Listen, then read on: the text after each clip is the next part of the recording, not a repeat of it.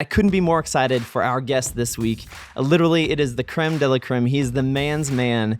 After just recently retired from Lockheed Martin as experimental F-35 lead pilot there, was F-18 pilot in Canada for a long time and had a couple of exchange programs. But today, listen, when you want to talk about challenges, and moments in your life where you say, can I continue doing this? Our guest coming up right now, Billie Flynn, is probably the leading guy when you talk about taking challenge after challenge, not only being a fighter pilot for the Canadian Royal Air Force, but also going on to be an experimental test pilot for the F-35 and Lockheed Martin. So if you will, welcome with me here, Billie Flynn, the man, the myth, the legend, with us right here on the Legacy Podcast.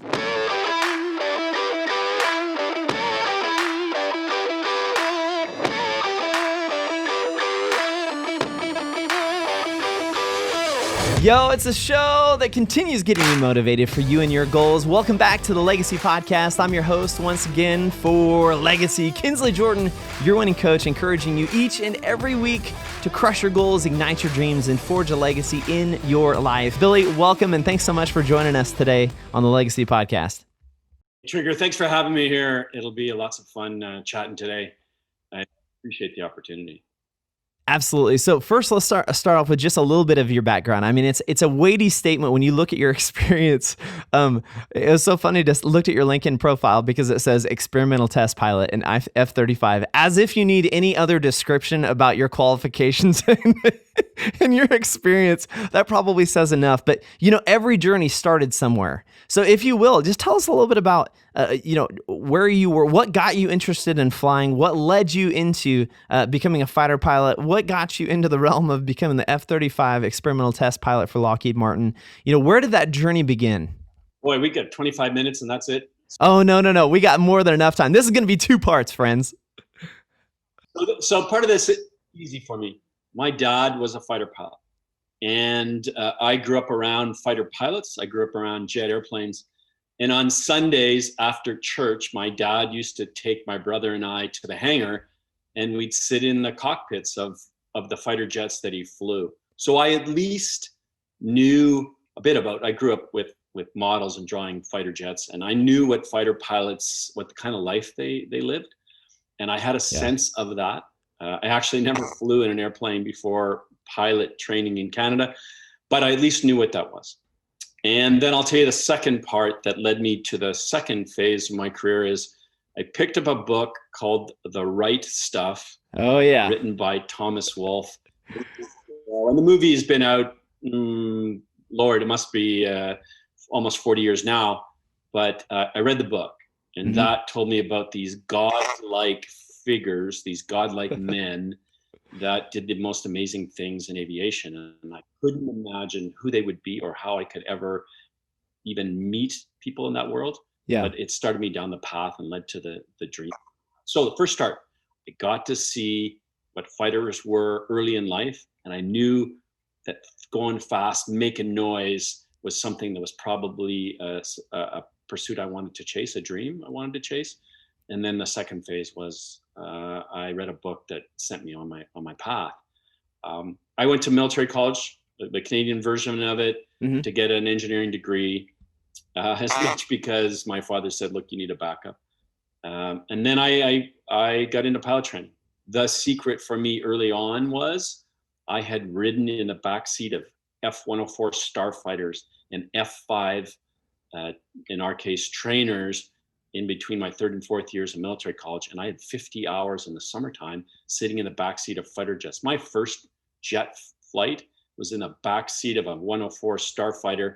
I went supersonic at 100 feet over the trees in northern Alberta and northern Canada, did loops, pulled G, did tons of rolls. And that was my initiation to what the world of fighters were. It did not take much to keep me motivated through my last year of university and all through pilot training, knowing that that destination was better than anything I could have imagined. So I flew F-18s at the very beginning of the 4th gen of fighters. We're going to talk 5th gen later. And they were called plastic airplanes. And they were super sophisticated, right? They were powered by 2 Commodore 64 computers. That's what the mission computer of an F-18 was many years ago at the very beginning of its life. but it did magical things. It did slow speed flight like you still see at an air show. It did square loops like the F-18 still does at air shows. And I was a fighter pilot. I flew in Canada. I flew in Germany. I chased a Russian bear off the coast of Newfoundland in the east of Canada in the dark of night when they came close to North America. Shot missiles, dropped bombs, and all of that was just wildly exciting for a young pilot. And then I had read that book, The Right Stuff. I wanted to be a test pilot. I took that engineering degree as part of my resume and eventually ended up at the U.S. Naval Test Pilot School in Patuxent River, Maryland, east of Washington, D.C. Did a year of the most amazing flying and the toughest course of my life. Flew 24 different airplanes in 1 year. And then went from there, that's the East Coast, went to the West Coast of the United States. And I flew as the Canadian Exchange Test Pilot at Edwards Air Force Base for 5 years. I flew F-16s and I flew with the NASA folks there. I flew F-18s occasionally with them. And I did things that you'll see in history books like thrust vectoring, which is now in the F-18. I was part of three different research programs for that. And then back to Canada to be a squadron commander. I commanded a fighter wing in combat. And then I retired and I went to fly the Eurofighter Typhoon in Germany. I was at the beginning of Typhoon's life. And then somewhere after that, I decided it was time to come home and be part of F-35. I came to Lockheed 17 years ago. I flew amazing F-16s for years. And then obviously the F-35, which is the granddaddy program of all. And so, when you say, what's your job title? F-35 test pilot. That pretty much says it all. Yeah. This is a series of probably 5 episodes that we'll never be able to get enough of the stories and the heritage of what you're talking about, because really, I mean, you're talking about being a fighter pilot, but you said something that was so important, because when you key in on our listeners, you have people who may not be interested in flying at all, but they are interested and wondering, how do you look at this challenge? Because if you had the chance to talk to 18-year-old you and say, hey, someday you need to pave the way to become the F-35 test pilot, which you don't even know what that is yet, but it's the creme de la creme. Those challenges along the way of pushing through and saying, I can do it. And you said something really interesting, even at the very beginning of that, of saying, your dad was a fighter pilot, you had the ability to be around, and the importance of getting yourself in the proximity of what it is you want to do. And I imagine, going back even a little bit to your high school experience of what got you into that, were you naturally gifted? Were you one of these people that academics and everything just kind of came natural? Because that was not me, I can promise you. I went to the Air Force Academy after trying to get in the first year. They said, thanks, but no thanks. Why don't you try again next year? And eventually I got in. So when you look at that desire of, hey, I want to go be a fighter pilot for the Canadian Air Force, that's not something that's just handed out to people at all. So clearly you had a challenge to be able to go through that. What was your experience in that? Was it just something you said, hey, I got to do it? Well, so let's make it really clear. And as we talk about the caliber of what a pilot is, there's 3 things that define that. It is some element of natural ability, but it's training and it's experience. And like a lot of things in life, whether it's playing football or it's being a musician, there are people that are naturally gifted at a pursuit. I'm not one of them, and I never had that natural ability. And I'm sure everybody in a pilot training class, if we're just talking about pilots, they know 1 or 2 people, a guy or a gal or a couple of them, that are just, they're naturals at it. Yeah. But that's just a tiny bit of it. And then the rest is, how good is your training? How good are your instructors? How good are your mentors? What do you learn from them? Is it the kind of learning scenarios that you adapt to? Or is it stuff that's just too hard and it doesn't work? Yeah. And then there's the experience, because experience adds up a lot. You make up a lot of time. You don't have to be the most gifted, but if you're the person that went to war, if you're the person that almost had an accident and you learned from it, if you're the person that got to fly different airplanes and learn to adapt your skills, your skill set as a pilot, and it actually applies throughout life, broadens dramatically. So I was never a naturally gifted test pilot. I'll take one anecdote. I seldom tell it in public, but in the initial selection of pilot training in Canada, it was 27 hours in a Beechcraft Musketeer. Wow. And I had, and every pilot has this in their life, I had an epically bad flight on my final exam, and I actually failed. And the pass mark was like 65. I made a bazillion bad mistakes. My mark was 64.7. They had a review board for my case. I remember I landed, it was a morning flight. I called my dad, who was still in the military at the time, and I was crying. I was 21 years old. My life was over. And he sent me back to my room and told me to settle down and just wait it out. And the only reason I passed, that they let me go further, was because my attitude was, I was so keen and I was so motivated that they thought that this was just a one-off bad deal. But I would have failed out. And I learned an incredible lesson that stayed with me the rest of my life, which is persistence. Never give up, never stop believing, always believe in yourself. And I from that point on, I can assure you that my gross mistakes in aviation were minimized because I had learned the hard lesson early on. Yeah. Okay, so it's those three things. And by the way, if you thought that was original thought from me, it's not. It came from Chuck Yeager, the first man to break the sound barrier, late October 1947. Chuck Yeager once wrote it in a book, and he and I talked about it many years ago. I had the opportunity to fly with him 25 years ago or so in an F-16. And wow. And we talked about this. It's some part of natural ability, but to make it in the long game, to make it like me for 40 years, training and experience really, really matters. Mm-hmm. When you talk about that training experience, I just want to pause there for a second, because it's it's so funny to hear. I'm glad that I'm in good company of historic failures in moments of our lives, because I too remember a moment exactly like that where it was my formation check and pilot training went disastrous. I mean, if anything could have gone wrong, it probably did go wrong. And at the end of that, I remember coming back, and that was the last thing that had to happen. I was like, wow, this is what it's like to fail out of pilot training. Nice. You've worked your entire life to get it. And much of this very similar thing where they look at the track record and then look at your history and say, this is kind of non-standard for you. Let's go back and give it another shot. But it's really, there's a lot of people that when you have a moment of failure, some people crumble, and they don't realize that it's not about the failure that takes place. It's about you said it, the persistence and the perseverance to be able to push through moments of like that, because there are times that we're going to fail, especially when you're talking about flying in Air Force. As an Air Force pilot and a Canadian pilot, a Canadian Air Force pilot, it's not a fact of if you're going to fail, because we're kind of known for our debriefs being arduously long.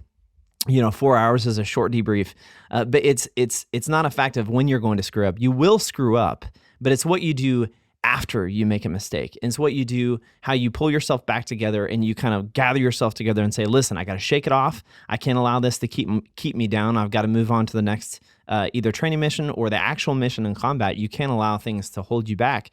So just pausing there for a second, is there a moment in your life where you look back, and not just in that moment of pilot training, but maybe it was, I'm sure there was many exercises you guys did, whether it was red flag or some of the publicly known exercises, where you come back at the end of it and you got your tail kicked in at the end of it. And how do you pull yourself together from that? Because those experiences where you're like, oh my gosh, what am I even doing here right now? Like, that was terrible.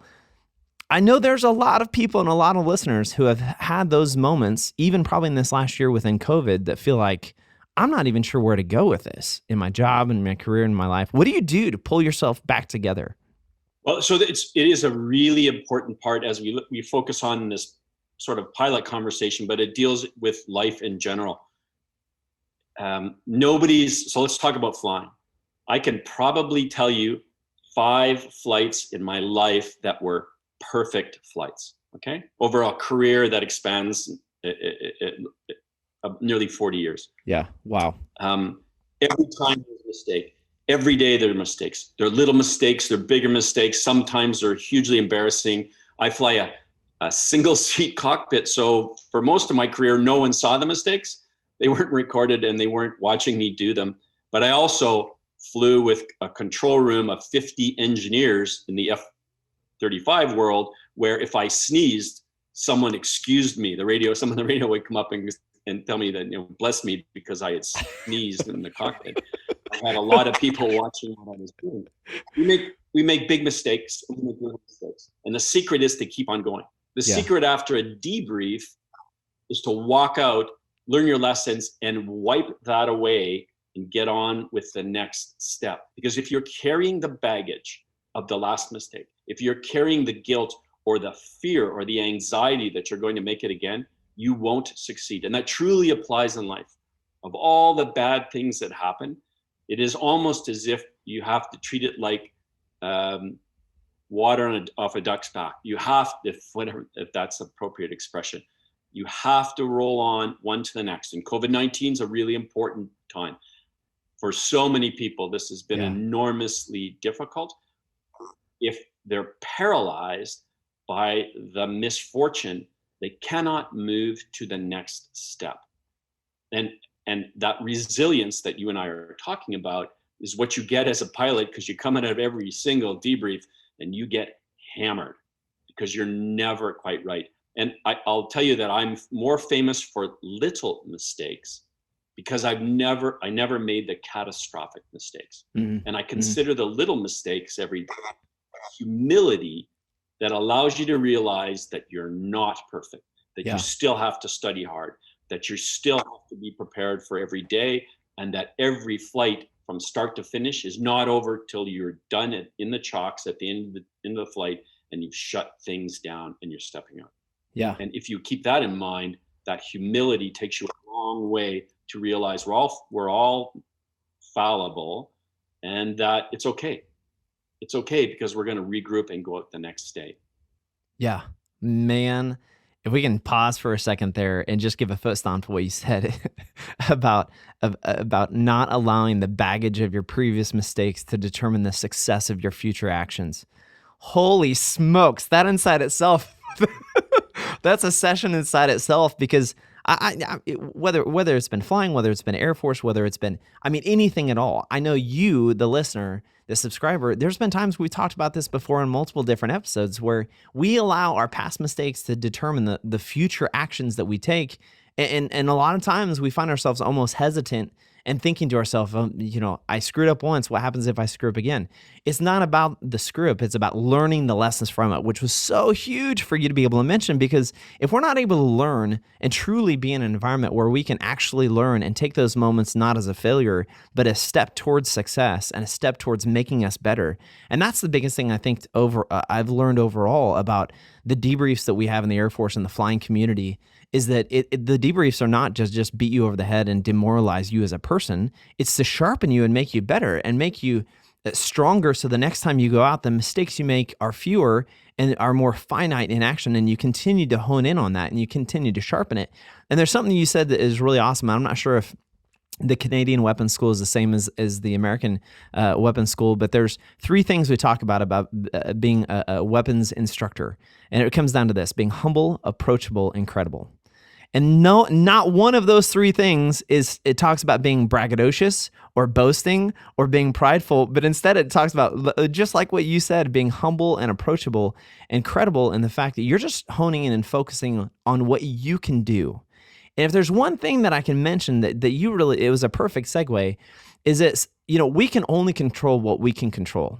And a lot of times we worry about things and spend a lot of time on things that are outside of our purview and outside of our control. And we miss focusing on the things that we can actually focus in and learn and hone in on our own. In your experience, in some of those, you mentioned those 5 perfect flights. I'm sure for every one flight, there was probably, if you're anything like me, there was probably 5 that were not even close to perfect. But in your experience, do you have anything that really stands out as a moment where you got so fixated on the small thing that you missed the major thing in the process? You missed the major moment in that learning lesson or in that mission inside itself?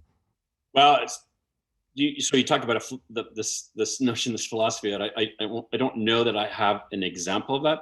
I know that it's really important not to get bogged down on little details, and people do that in life and in any parts in life. It certainly happens in flying, right? You get behind the 8 ball and you get fixated on things that really aren't relevant. I'll tell you another inside story that I don't repeat very often. So I said a prayer every time I stepped up a ladder for 40 years. And the three things I said was essentially, I wanted to fly safely. And then the second thing, if I flew safely, I wanted to fly to the best of my ability.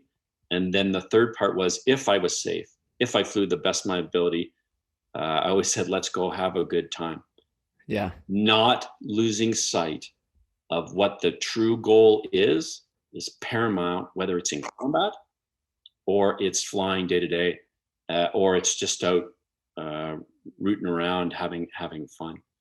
And that's, I believe, a part of steeling the mind to understanding just what was out there and what had to be done every day, and not getting stuck in the minutia. Yeah. Yeah. And that last point, being able to focus, you talked about having fun, but not losing sight of what's truly important.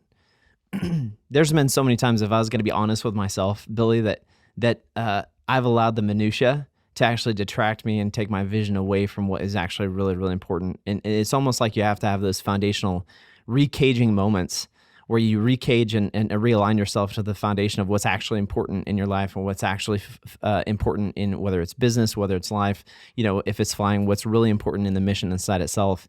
Because very quickly you can find yourself sidetracked on the things that are not offering anything good in your life, that are not necessarily offering anything of encouraging you to be able to get to the goals of where you want to go, but instead are just detractors. It's just, in the flying community, we talk about chaff and flare. Well, the point of chaff and flare is to redirect the attention to anything besides yourself and your aircraft, to be able to get whatever the weapon system that was trying to get to you, to get it redirected somewhere else. And sometimes in our lives, so many times there's chaff and flare that pop up that we pay attention to, that really we just need to focus and hone in on what is no kidding important with us. So, as we bring this first session quickly to a close, I want to touch base first before we get out of this first episode with this, is that, your experience you had in F-18s, the experience you had in the Starfighters, getting into pilot training, flying F-16s, that led you to the legendary F-35. When you step into this mindset of becoming not just, going from a squadron commander, stepping into the development of a fifth gen fighter, the creme de la creme, top of the line. If people don't know what the F-35 is, it is the premier technological advanced fighter that we have. Was there anything intimidating about stepping into that process and saying, I'm the guy that's going to be focusing on the development and the tests and the testing and the flight of this? No pressure, I'm sure.